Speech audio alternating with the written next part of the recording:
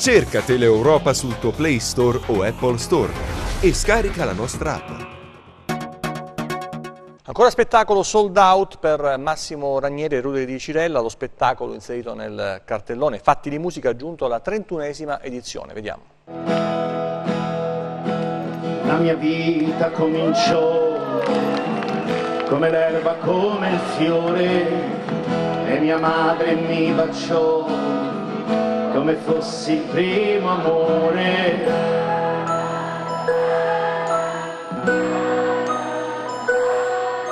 Nasce così la vita mia, come comincia una poesia.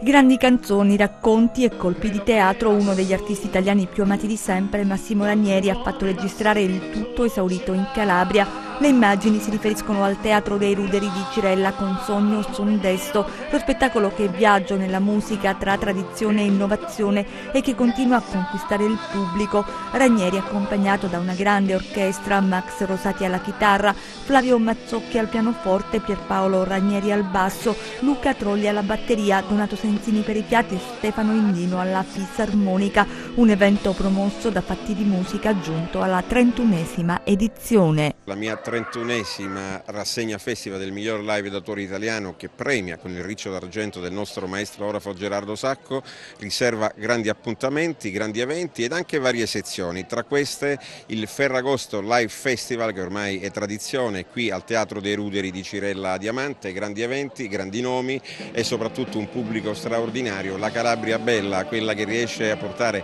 grandi spettacoli in location spettacolari, questo è anche uno slogan. Massimo Ranieri, la storia della canzone italiana, premiato con il Riccio d'Argento di Gerardo Sacco anche lui, ed ora prossimo appuntamento Daniele Silvestri. Innanzitutto mi fa piacere che sia arrivata l'ammissione tra i grandi festival internazionali anche da parte di Regione Calabria e Comunità Europea per l'ennesimo anno consecutivo. Questo è un riconoscimento alla qualità, all'originalità, allo spessore artistico e anche alla capacità di promozione che ha Fatti di musica, un lavoro incessante che da 31 anni ha regalato ai calabresi i più grandi eventi italiani e internazionali, produzioni televisive in mondovisione. Tutto quello che di straordinario è accaduto in questi anni in Calabria lo si deve a Fatti di musica.